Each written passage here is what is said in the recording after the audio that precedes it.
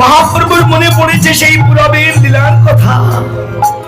তাই তো সুরধনী গঙ্গাকে দেখে শুধু যমুনা মনে করছেন তাই নয়, ওই সুরধনীর তীরবর্তী যে ফুলবন তাকে দেখে মনে করছে এই বুঝি আমার সেই বৃন্দাবন। মা সত্যি বাবা, যা আছে বিশ্ব ব্রহ্মাণ্ডে তা আছে নিজ ভাণ্ডে। ভেবে দেখুন 3.5 কোটি নারীতে বর্তমান এই দেহটা আটা, তার মধ্যে হলো 72,000 নারী প্রধান।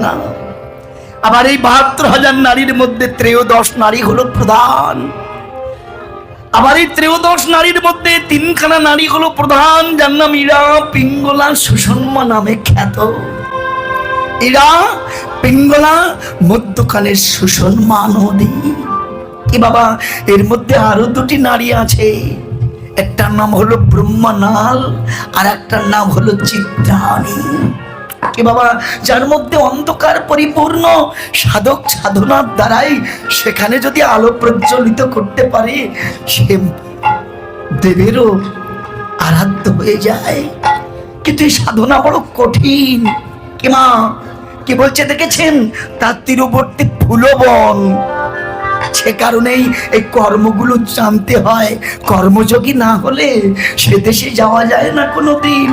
এসব কথা বোঝে না আজকাল মানুষ। এই জন্য রাসকে নিয়ে যত আন কথা, নাচানাচিতেই মেতে থাকি আমরা, কিন্তু এর শুদ্ধ যে রস উপলব্ধি হয় না সবার।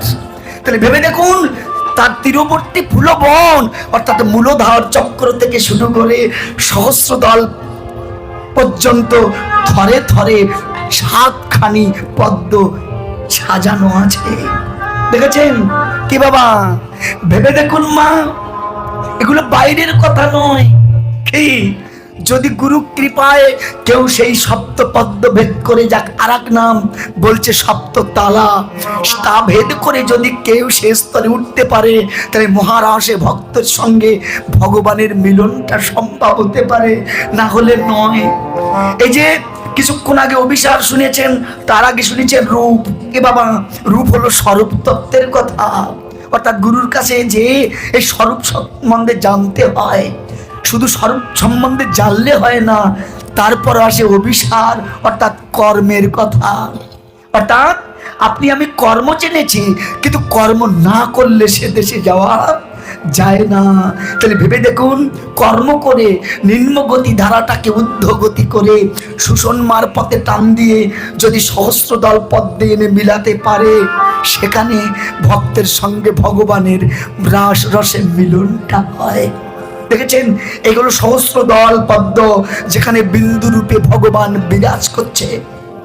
তত্ত্বে বলছেন যে ভগবান হলো বিশাল একটা অগ্নি স্ফুলিঙ্গের মতো, আপনি আমি সেই বিশাল অগ্নি স্ফুলিঙ্গ থেকে ঝরে পড়া ক্ষুদ্র স্ফুলিঙ্গ মাত্র। নিজের কর্মদোষে আমরা এই জগতে এসে পতিত হলাম। কে বাবা বল,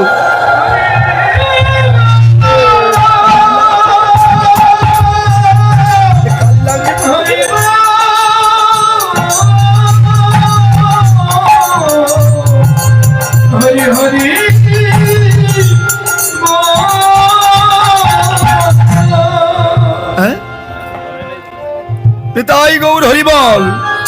এই জন্য মায়েরা, এই কর্ম তত্ত্ব খুবই কঠিন তত্ত্ব, ওখানে যাওয়া খুব কঠিন।